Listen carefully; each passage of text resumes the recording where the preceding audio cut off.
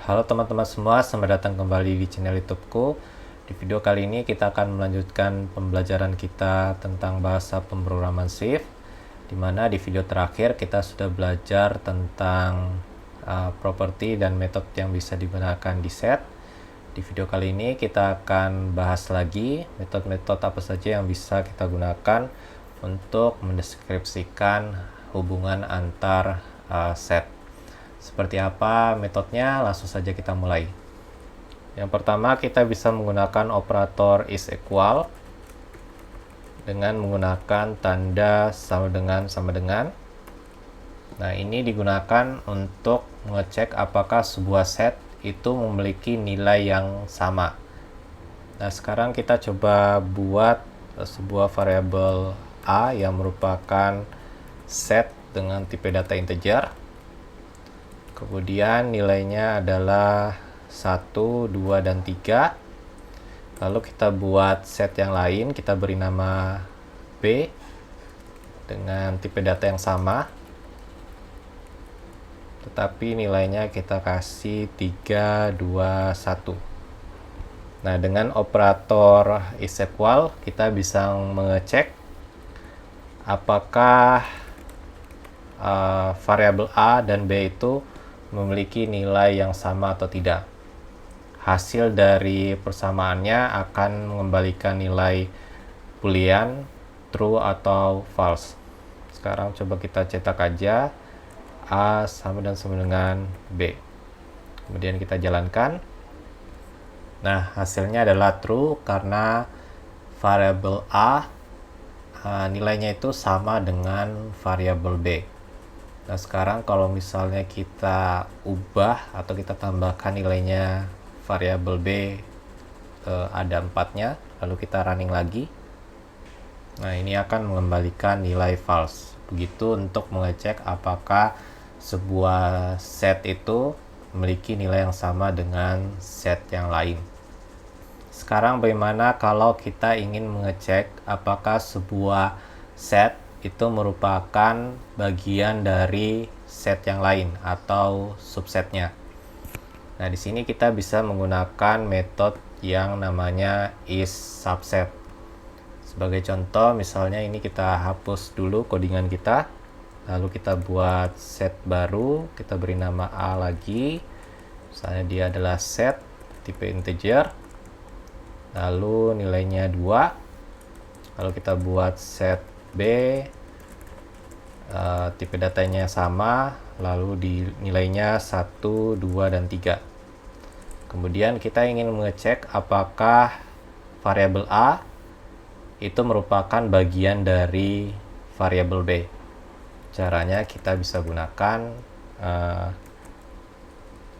is subset B.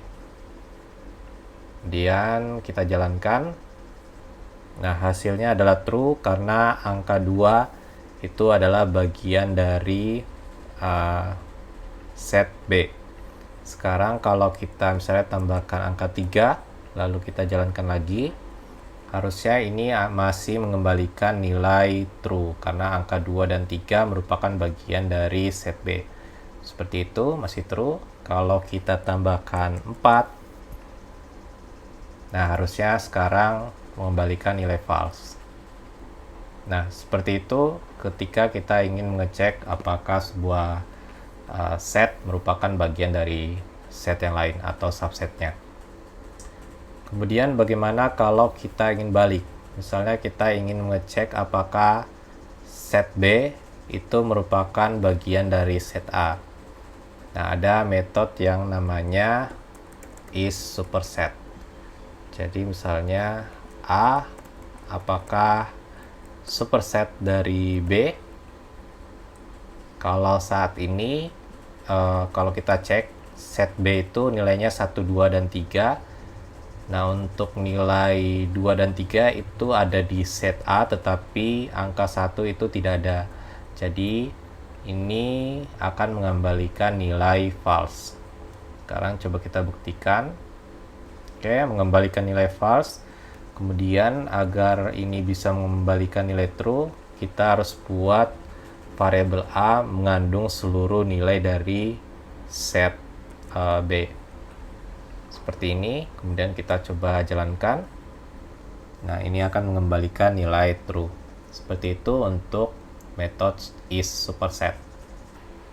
Oke, selanjutnya ada dua metode lain yang sama fungsinya seperti isSubset dan isSuperset, tetapi kali ini dia lebih strict. Sekarang coba kita buat seperti ini. Oke, kalau kita buat seperti ini dan kita ingin mengecek apakah set B itu merupakan subset dari set A, atau sebaliknya, apakah set A merupakan superset dari variabel B. Sekarang kita bisa tulis di bawah sini, kita print apakah B is strict subset dari variabel A. Kemudian di bawahnya kita tulis lagi apakah variabel A itu merupakan strict superset dari B.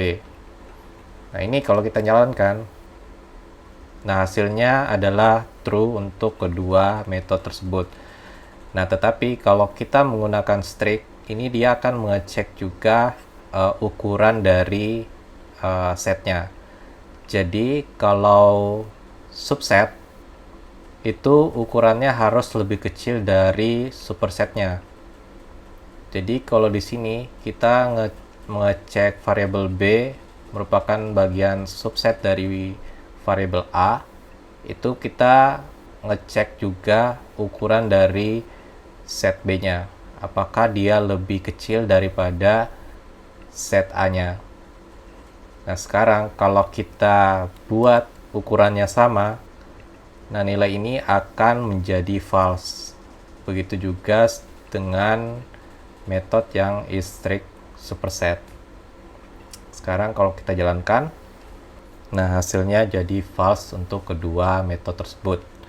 Begitu untuk mengecek apakah setnya adalah subset atau superset. Kita bisa gunakan metode yang isSubset atau isSuperset, atau kalau mau lebih strict kita bisa gunakan isStrict subset dan isStrict superset.